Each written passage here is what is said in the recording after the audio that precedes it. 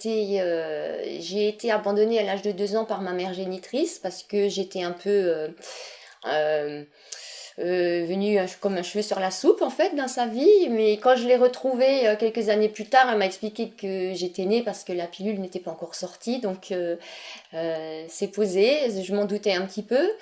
Et j'étais pas la seule dans ce cas-là. Elle a abandonné pratiquement tous les enfants qu'elle a eus sur son parcours. Elle a juste gardé le dernier. Et voilà, donc ça fait partie des expériences de la vie. Et donc j'ai connu l'orphelinat suite à cet abandon qui a été un petit peu violent parce que j'avais déjà cette notion de séparation, d'abandon très fort en moi, mais quand j'ai retrouvé cette mère génitrice pour avoir des explications, et j'ai eu la chance qu'elle accepte notre rencontre quand même, hein, elle m'a expliqué que le jour où elle avait l'intention de plus jamais venir me chercher chez ma nourrice, je me suis cramponnée à elle comme si je l'avais ressenti, comme si je savais que c'était la dernière fois que je voyais ma mère. Elle disait ça avec un calme olympien, ça m'a beaucoup frappée. J'étais déjà mère à l'époque et je me suis demandé comment on peut rester serein quand on prévoit d'abandonner un enfant et qu'on voit c'est la réaction de cet enfant qui a l'air de sentir ça. Comment on arrive à aller jusqu'au bout. Moi, je le conçois pas. Certains y arrivent, je juge pas, mais moi, j'arrive pas à concevoir. En tout cas, je suis pas construite pour arriver à faire ce genre de choses. Et donc, elle m'a laissée chez cette nourrice, elle n'est plus jamais venue me rechercher, donc forcément, la nourrice a dû appeler les forces de l'ordre pour savoir ce qu'il fallait faire, essayer de retrouver ma mère, mais c'était impossible, elle avait passé la frontière, introuvable, donc on m'a placée à la DAS. J'en ai des souvenirs assez froids qui m'ont laissé une grande peur des hôpitaux parce que ça ressemble beaucoup pour moi les hôpitaux à ce que j'ai connu à l'orphelinat, c'est-à-dire des grands murs blancs, très aseptisés avec du personnel qui a jamais le temps en fait. C'est cette notion-là qui m'est beaucoup restée. On vient vous apporter le nécessaire avec froideur et bon, ils font avec les moyens qu'ils ont, hein. Je ne suis pas en train de, euh, de mal juger les personnes qui s'occupent des orphelinats. Et en plus, ça date d'il y a 40 ans, 40, ouais, 45 ans, tout ça. Maintenant, ça a certainement changé, c'est certainement devenu plus humain. On prend plus en considération les choses. Quand je vois comment la société évolue dans pas mal de domaines, je suis persuadée que oui, on prend mieux en compte les besoins de l'enfant. Et donc c'était très froid comme relation. On donnait le repas, mais il y avait pas d'affection ou de temps pour le reste, pour s'amuser ou pour échanger. Et voilà, donc de là sont venus des parents candidats à l'adoption pour adopter un enfant et c'est la famille donc Peugeot qui s'est présentée et ils n'arrivaient pas à avoir d'enfants eux-mêmes, donc ils essayaient même pas puisqu'ils étaient mariés entre cousins, mais vraiment cousins. Mes grands-pères étaient frères. Donc, à cause des problèmes de consanguinité, ils ne pouvaient pas du tout essayer d'avoir un enfant. Et bon, mes parents adoptifs ont toujours eu cette phrase qui avait le don de m'agacer à l'époque, quand j'étais en période d'affrontement avec eux. Quand je leur disais, de toute façon, vous n'êtes pas mes parents, alors ils me répétaient, oui, mais tu nous as choisis. Alors ça me mettait dans une colère noire parce que déjà, j'en avais aucun souvenir. Et en plus, ça me semblait d'une logique et d'une évidence.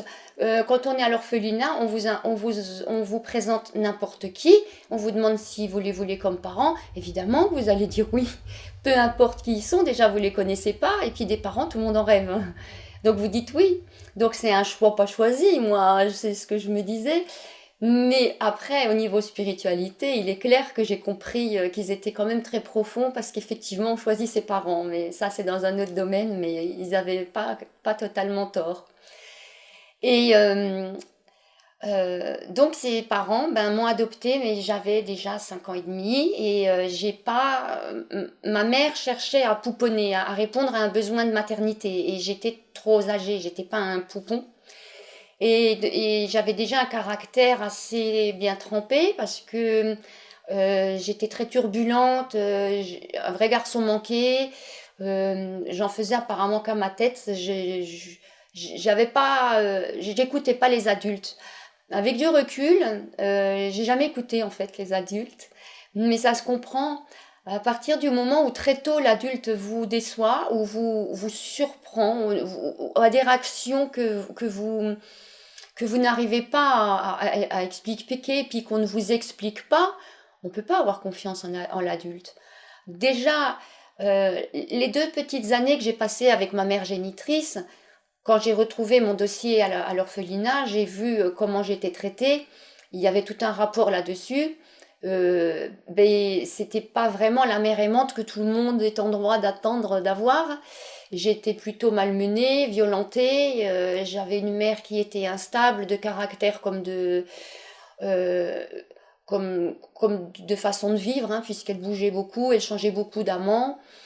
Donc j'ai pas eu la stabilité dès le départ. Et surtout, j'ai pas eu d'affection non plus de la part de la mère génitrice. Alors du coup, comme je répondais pas aux besoins de maternité de ma mère, et tout de suite l'affrontement, c'était pas harmonieux entre nous, c'était plutôt un affrontement. Et on m'a inculqué, on m'a donné une éducation qui était de l'ordre du militaire, c'est-à-dire on fait comme ça et pas autrement. Euh, C'était pas d'affection parce qu'apparemment c'était un signe de faiblesse que de montrer de l'affection.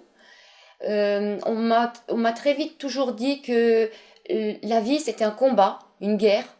Je sais que mes parents avaient beaucoup souffert de la guerre, ma mère adoptive était assez traumatisée aussi par la guerre, mais elle avait toujours ce comportement il fallait tout garder au cas où. C'est une famille aisée hein, qui manque de rien, mais elle gardait le moindre clou, le moindre épingle au cas où ça pouvait toujours servir, et donc on entassait, on entassait. Et c'était aussi une éducation dans l'endurance. C'est étrange, mais par exemple, l'hiver, on m'enfermait dehors hein, par très très grand froid. Là où j'habitais dans le nord-est, il faisait -25. C'était courant en hiver et on m'enfermait dehors à l'extérieur du matin jusqu'au soir, sans manger, sans goûter, sans rien du tout. Et surtout sans activité. Donc je devais m'occuper toute seule. Donc comme j'avais faim, je mangeais les graines de tournesol des oiseaux qu'on donnait aux oiseaux. Je me disais qu'ils avaient de la chance parce qu'eux, on les nourrissait. Et ben, c'est là que j'ai appris à faire un peu mon petit koh. J'essayais de survivre. Je faisais des armes, des arcs avec des lianes, des bouts de bois. Puis je m'inventais du gibier et puis je passais le temps comme ça. Et pour résumer l'éducation, ben, c'était tout sauf de l'affection, tout sauf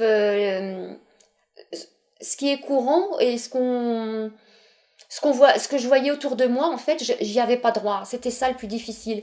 Si tout le monde avait été au même niveau, au même tarif que moi, bon, j'aurais trouvé ça normal, mais moi, je voyais autre chose à l'extérieur. Et je comprenais pas pourquoi j'y avais pas droit, donc le raccourci, il avait vite été fait.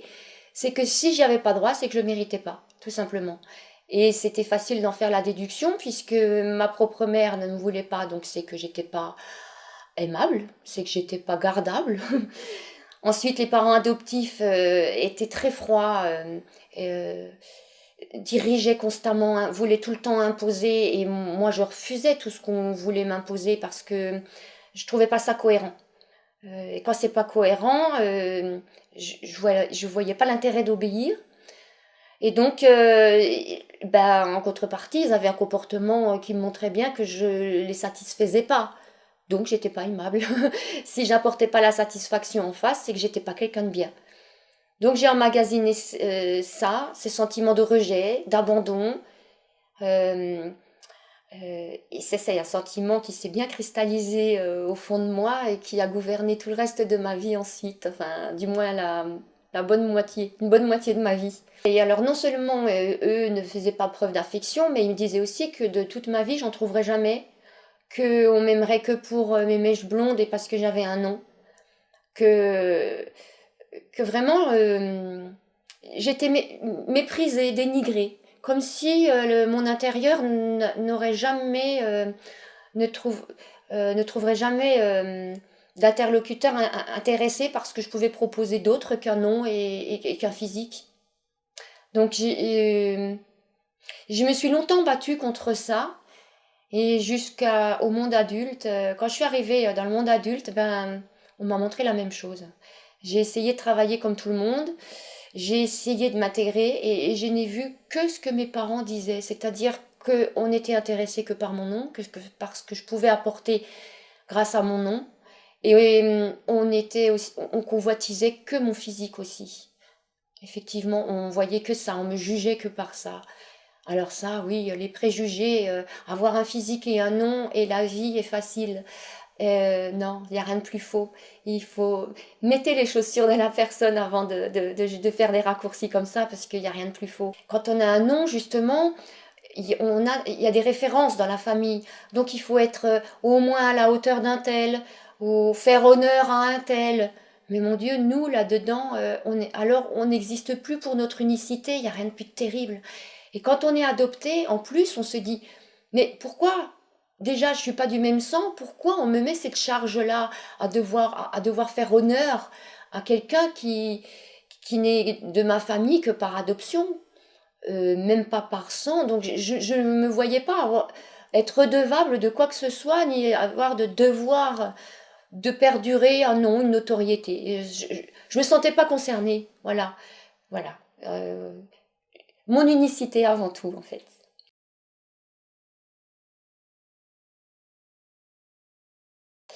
Alors du coup, à l'âge adulte, eh ben, j'étais quelqu'un de, comme on disait à notre époque, nos futurs, à mort la société. J'étais contre les adultes, contre tout ce formatage.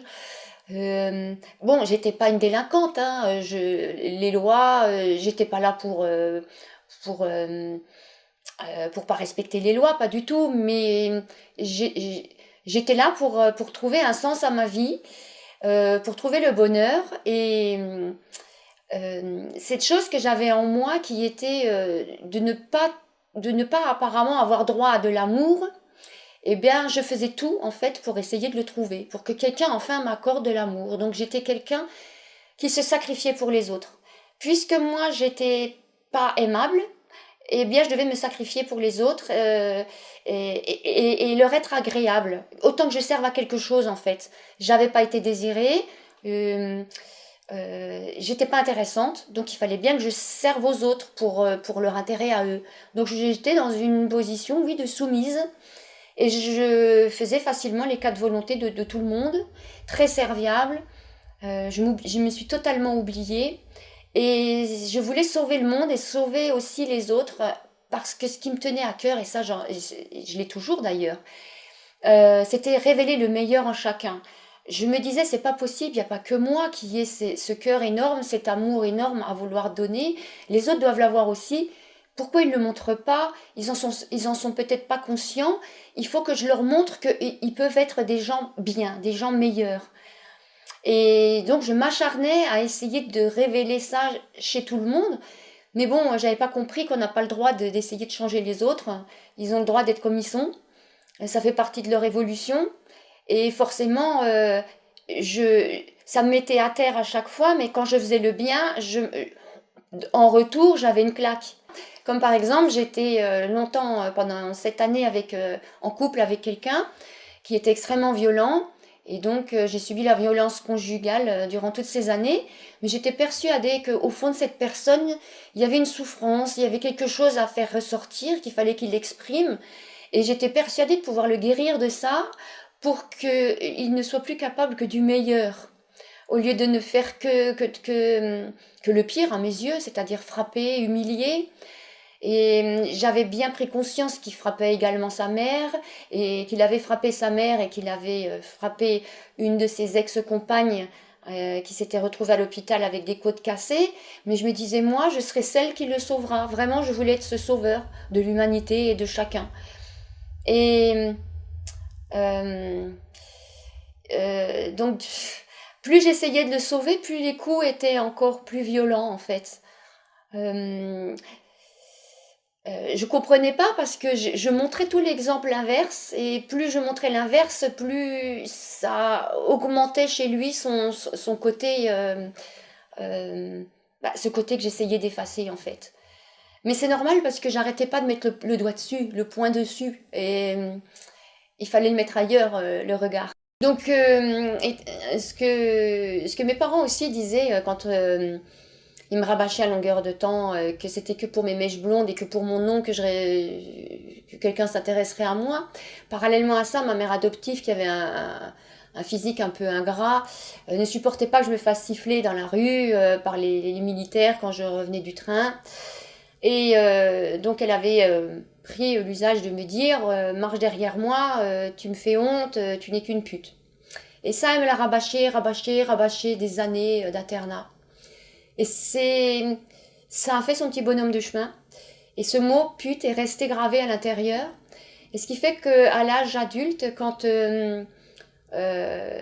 sur mon parcours, j'ai remarqué que ce qui intéressait les gens, c'était d'abord le physique et forcément les propositions qui allaient autour.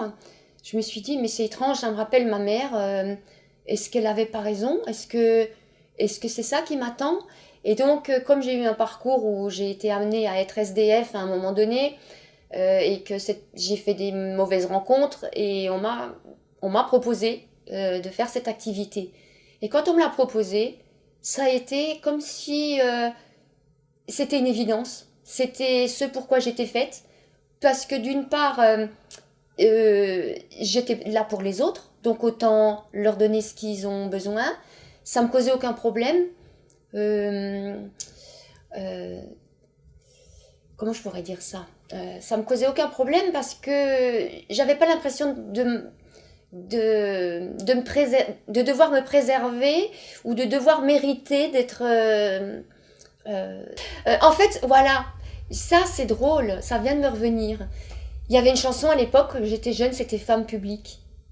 Je sais plus qui chantait ça, mais voilà, pour moi j'étais une femme publique.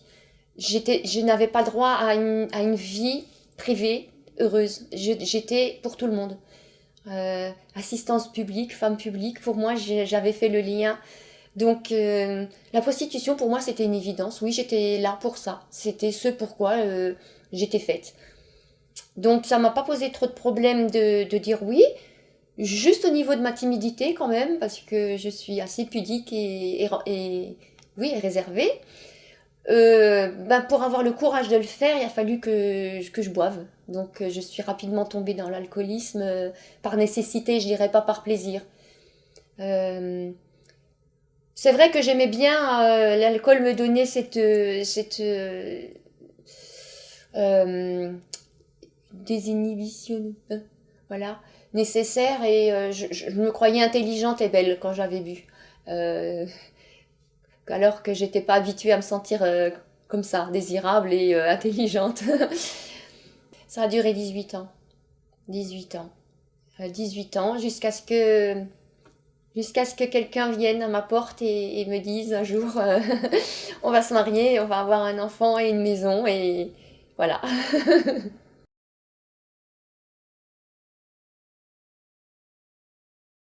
Voilà, donc j'ai rencontré l'homme de ma vie, donc l'homme actuel, et effectivement on a eu une maison et un enfant. Mais c'est pas tout de suite avec cette rencontre que j'ai été celle que je suis maintenant. Pendant 10 ans, j'ai fait souffrir cet homme aussi avec mes propres douleurs. J'étais quelqu'un de très méfiante, je croyais plus en rien. Déjà, j'avais beaucoup de mal à croire en quelqu'un, hein. Parce que tout ce que j'ai raconté avant, hein, avec le monde des adultes, j'avais eu du mal. Mais donc il a subi pendant 10 ans cette suspicion que j'avais en moi à croire que tout le monde mentait, tout le monde me cachait quelque chose. J'ai presque développé une paranoïa parce que j'étais persuadée que on disait tout le temps du mal de moi, que on voulait me faire du mal, donc j'étais tout le temps sur la défensive.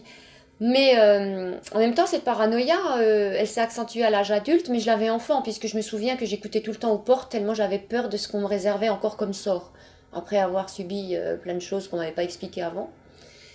Mais là, c'était à l'âge adulte encore plus fort, et mon mari en a subi les choses. Il pouvait pas dire quelque chose sans que c'était un interrogatoire qui pouvait durer une semaine, sur une phrase. Donc vous imaginez la patience qu'il a eue pendant 10 ans à supporter, à attendre que je me calme, que je croie en lui, et que je lâche prise en fait. Mais c'était pas possible. C'est pas. Je pensais que grâce à lui, mais c'est pas grâce à quelqu'un qu'on s'en sort.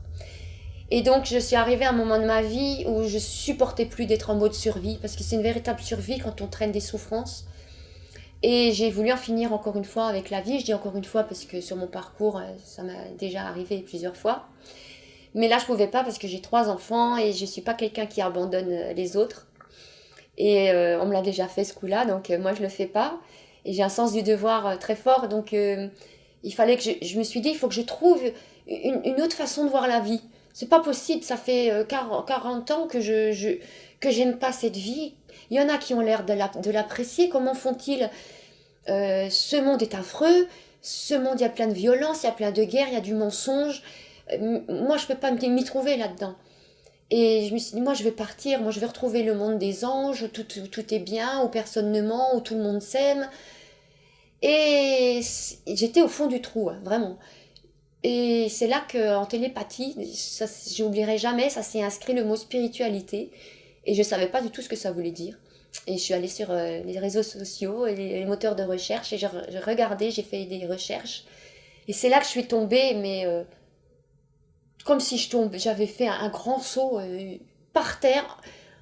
Enfin, en fait, j'ai eu l'impression de toucher terre, en fait. Comme si j'avais jamais vraiment intégré ce monde. Et là, j'ai senti l'ancrage avec des musiques amérindiennes. J'ai senti les racines. J'ai senti les valeurs, les véritables valeurs, l'authenticité de l'être humain qu'il a en lui. Et que pour toutes sortes de raisons, il ne montre pas. Ou il montre le contraire. Mais elles étaient là. Elles étaient bien sur cette terre-là. Donc oui, je pouvais rester sur ce monde. Et c'est là que pendant 8 ans, je me suis plongée dans des livres. Donc des incontournables comme La vie après la mort, des Allen Kardec, les 4 accords Toltec, le pouvoir du moment présent. Et chaque fois que je lisais, je partais dans tout plein de domaines. Et comme je suis très cartésienne, parce que justement, avec l'enfance que j'ai eue, j'ai comme habitude de prendre référence que moi-même.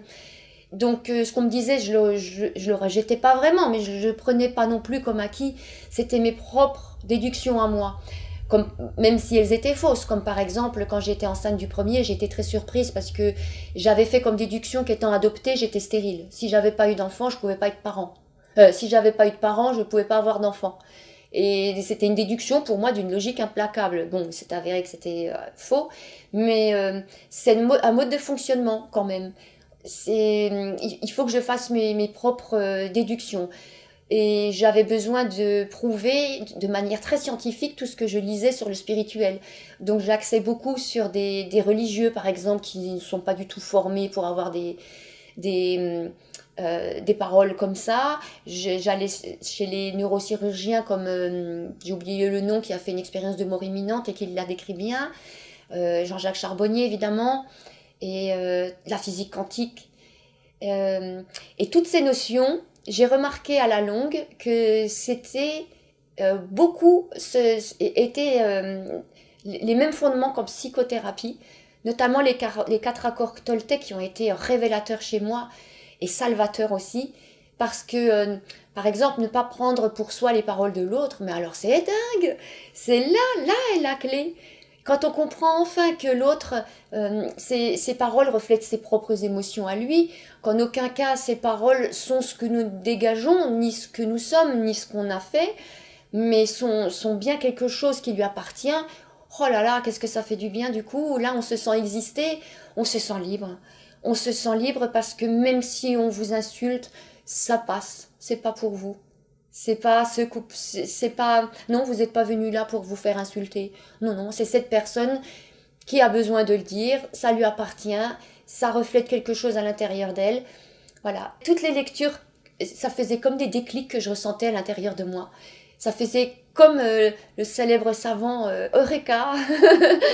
Ça faisait, mais bien sûr, mais comme une vérité retrouvée en fait. Et la chose la plus énorme, c'est quand je me suis dit, mais mon Dieu, j'ai fait fausse route, j'ai pas arrêté de m'identifier à mes émotions, j'ai pas arrêté de penser que à chaque fois que j'avais mal, c'est que la personne voulait me faire du mal et que la personne était méchante, que c'était l'extérieur qui était vilain. Mais non, C'était moi qui avais un souci, qui avait cristallisé quelque chose et qui interprétait les actes, les paroles de l'interlocuteur de façon à ce que ça me fasse du mal. Mais ce n'était souvent en aucun cas l'intention de la personne en face. Et ça fait du bien. C'est une véritable bouffée d'oxygène. On ne peut donner que ce qu'on a, que ce qu'on connaît. Donc, c'est vrai que moi, avec mes enfants, j'ai pas fait la même chose que ce qu'on m'a donné. Mais quand on est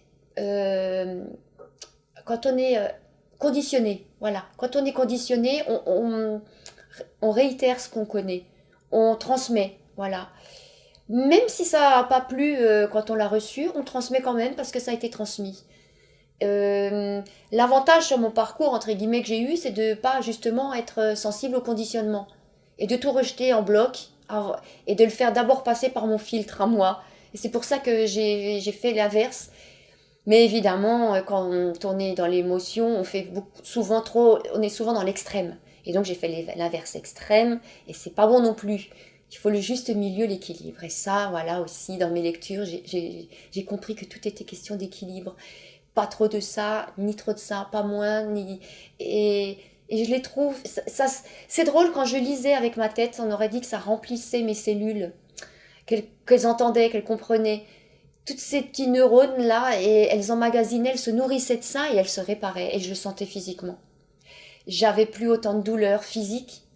Mon alimentation a complètement changé. Moi qui étais très impulsive sur les sucreries, bon, évidemment, on compense. C'est connu hein, dans les psychologues, tout ça, ils le savent, hein, quand on a des pulsions comme ça de nourriture. Et du coup, je me suis allégée, avec la nourriture qui s'est allégée, je me suis sentie allégée de beaucoup de choses aussi. Et les souffrances, j'ai remarqué, en fait, après qu'en en parlant, j'avais plus le même regard dessus et que je ne ressentais plus les mêmes émotions et que je devais faire, quand j'ai écrit mon livre, j'ai dû faire un effort de mémoire pour me rappeler les émotions que j'avais à l'époque. Vous vous rendez compte? Alors que ça faisait 40 ans que je vivais avec. Alors les émotions les plus fortes en moi, c'était cette rage contre cette société qui ne représentait pas le monde que je rêvais. Pourquoi tant de mensonges? Pourquoi tant d'hypocrisie? Pourquoi tant de fausseté?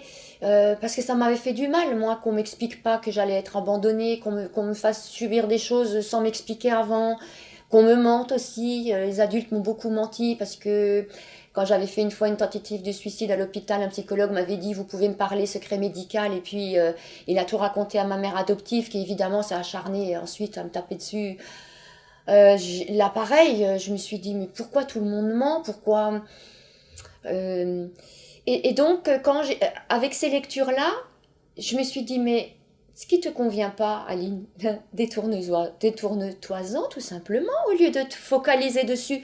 Plus tu focalises sur ce que tu ne veux pas, plus tu le nourris, plus tu le fais exister, plus il te fait mal, plus tu lui permets de lui faire mal. Et là on va arriver au pardon après. Et du coup je me suis dit, mais oui, mais c'est vrai ça, moi je permets plus à ce qu'on me fasse du mal, j'en ai marre moi de subir tout ça. Ok, terminé. Et il n'y a pas aussi cette chose-là du bonhomme allumette les exercices du bonhomme allumette de Jacques...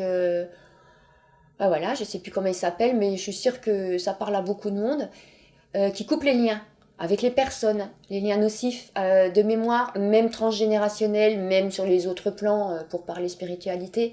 J'ai fait l'exercice là, j'ai fait l'exercice de visualisation aussi, parce que certaines personnes, c'était pas possible pour moi de leur dire en face tout ce que j'avais sur le cœur pour m'en libérer, puis pour ensuite ne plus autoriser à ce que ça me touche. Donc j'ai visualisé ces personnes, je leur ai dit ce que j'avais à dire, et ça m'est égal d'avoir la réponse, parce que la réponse leur appartient.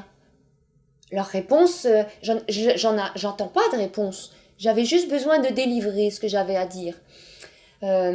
Dans les dialogues, en général, les choses sont faussées parce que l'interlocuteur attend une réponse de l'autre, mais soit on attend une réponse qui nous conviendrait, et si c'est pas une question qui nous conviendrait, paf, ça recommence, on est un petit peu vexé, un petit peu fâché, un petit peu blessé. Donc, les meilleurs dialogues, je trouve, c'est que la visualisation, on dit ce qu'on a à dire, on visualise la personne recevoir et repartir avec ce qu'on a dit. Et ça, c'est libérateur, on l'a plus en nous, c'est fait. Ça a été posé sur tous les plans.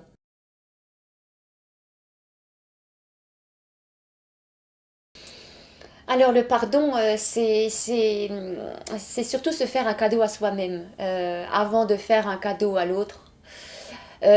Pardonner, c'est justement, comme j'ai dit, s'autoriser à être heureux, s'autoriser à ce qu'une situation ou quelqu'un n'ait plus d'impact sur soi, s'autoriser à s'en libérer et ne pas avoir de ressenti envers la personne. Et ça, c'est facile de ne pas en avoir à partir du moment où on comprend que tout le monde a son propre parcours et qu'on ne peut que réagir par rapport au trajet qu'on a fait.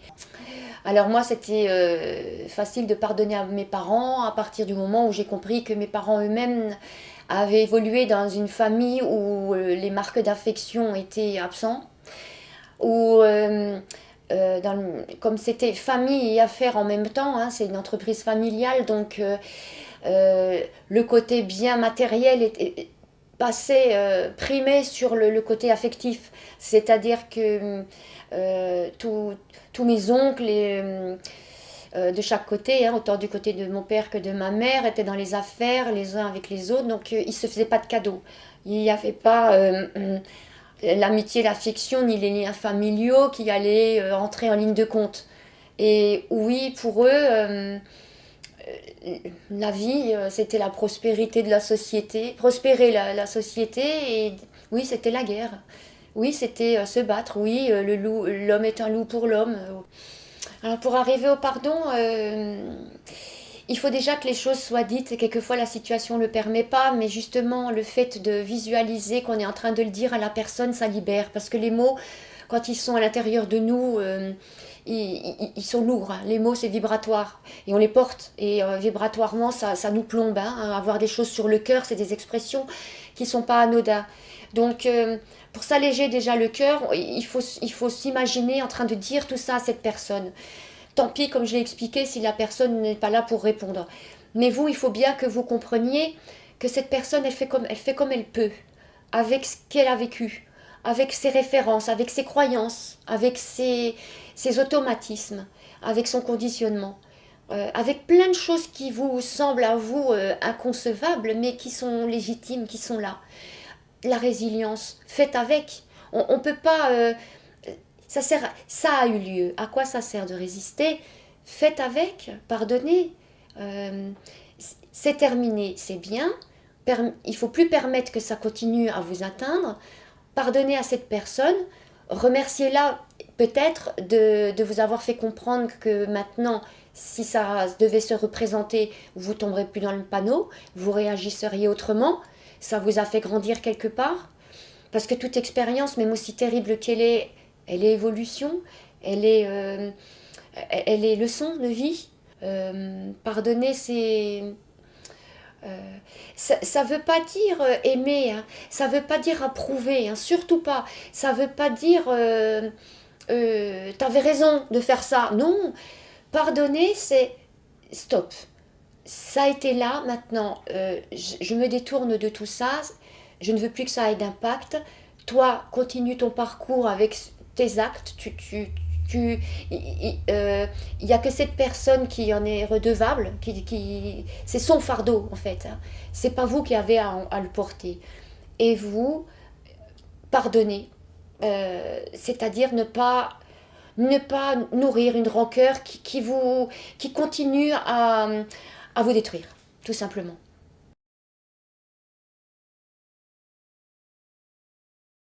Quand on les éduque, il faut faire très attention aux mots qu'on emploie, parce que les mots peuvent autant abattre une personne que l'encenser. Donc il faut faire extrêmement attention aux mots qu'on prononce et de la manière dont on les prononce aussi. C'est-à-dire, on peut guider l'enfant. C'est vrai que l'enfant, lui, n'a pas d'idée. On est là pour le guider, mais en lui expliquant. Il ne faut pas lui dire c'est comme ça et pas autrement. Parce que là, on fait violence dans la liberté de l'autre. L'autre, d'un coup, il se dit mince, mais alors j'ai aucune liberté si c'est comme ça et pas autrement. Ça veut dire que je n'ai pas le droit d'exister comme moi j'aurais envie de faire. Et bien si, justement, expliquez-lui que vous faites comme ça, que la société en général adhère à ce fonctionnement, mais que lui peut tout à fait agir autrement s'il le désire et s'il le ressent. Bien évidemment, je ne parle pas là des lois, de choses qui sont d'une évidence, comme ne pas tuer, ne pas voler. Mais par exemple, un truc tout bête. Euh, Quand on dit, si un enfant vous demande, mais pourquoi bleu, ça s'appelle bleu? Il ne faut pas s'énerver en disant bleu, ça s'appelle bleu, un point c'est tout. Il faut lui dire bleu parce qu'au départ, quelqu'un a choisi que cette couleur s'appellerait bleu, qu'en aucun cas ce mot désigne cette couleur, mais que si lui il veut l'appeler rouge, la couleur bleue ne sera pas dénaturée pour autant, si j'arrive à me faire comprendre simplement.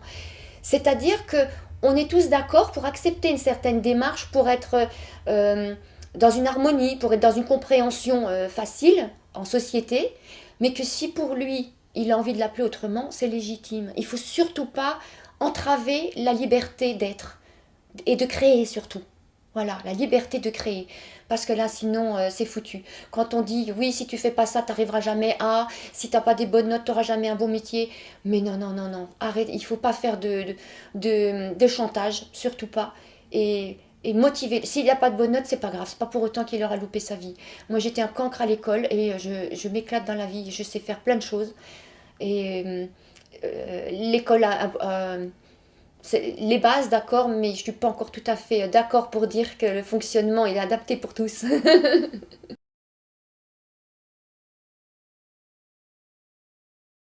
Alors, pour aller mieux, ben, en général, la base du je ne vais pas bien, en général, c'est le manque de reconnaissance, c'est le regard de l'autre, c'est l'extérieur. Et il faut bien comprendre une chose, c'est que quand on désire, quand on n'aime pas sa réalité, euh, quand il faut construire on est créateur de sa réalité en fait. Et on est créateur à partir du moment où on fait le ménage à l'intérieur de nous, où c'est propre, où on se détache de tout ce qu'on a évoqué tout à l'heure, toutes nos souffrances, qu'on laisse, qu'on lâche prise, qu'on laisse aller, ça a eu lieu, voilà. Mais qu'à l'instant présent, c'est très important, qu'à l'instant où vous le décidez au moment présent, que tout ça, ça n'a plus lieu d'être. Ça a fait des cicatrices, c'est clair, on n'en guérit pas. Ça fait des jolies cicatrices qui se referment et qui font vous. Mais ça ne doit pas être une plaie béante qui vous empêche d'avancer. Et quand on arrive à entrer à l'intérieur de soi et à constater toutes nos richesses, qui ont, qui on est véritablement, toutes les bonnes intentions dont on fait preuve, euh, qui sont dénuées de toute attente, toute attente. Parce qu'il y en a beaucoup qui disent oui, je passe mon temps à aider les autres, je comprends pas, j'ai que du négatif en retour. Et oui, mais posez-vous et regardez, est-ce que vous aidez vraiment les autres? Ou est-ce que c'est parce que vous avez envie qu'ils s'intéressent à vous, qu'ils aient besoin de vous? Est-ce que c'est pour nourrir un manque à l'intérieur de vous? Parce que ça, forcément, oui, vous allez en être blessé parce que vous n'allez jamais avoir le retour que vous espérez. Ne rien attendre, c'est être garant de ne pas être déçu. Voilà. Donc, apportez-vous d'abord à vous ce que vous aimeriez avoir, tout simplement. Ne l'attendez surtout pas des autres. Personne ne sera en mesure de le faire parce que personne n'aura ce petit bémol qui fera la différence. On ne peut pas apporter la même chose à tous. On est tous des individualités. Et autant une manière de faire correspondra à quelqu'un, une autre à une autre. Donc il n'y a que vous-même qui pouvez savoir comment, de quelle façon ça vous fait du bien. Et il n'y a que vous qui pouvez vous l'apporter. À chaque seconde, c'est à vous de décider que maintenant, vous autorisez plus tous ces événements que vous avez subis à continuer à vous faire souffrir. Même la perte d'un enfant, hein, même des choses extrêmement difficiles. Moi-même, vous savez, c'est pas parce que je suis sereine et que je me suis reconstruite que les épreuves, c'est terminé. Dernièrement, ma fille s'est fait violer. C'est pour une maman, c'est extrêmement difficile à encaisser aussi, hein. Et bah, je n'autorise pas plus que ça cet agresseur d'avoir de l'impact sur notre famille, tout simplement.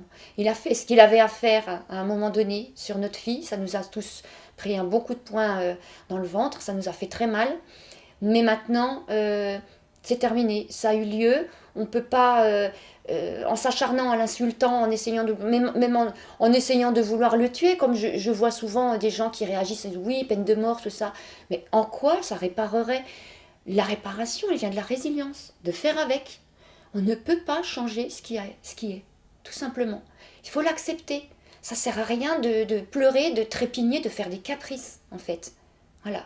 Il faut faire avec. Au mieux. Faites au mieux, toujours pour le au mieux. Voilà.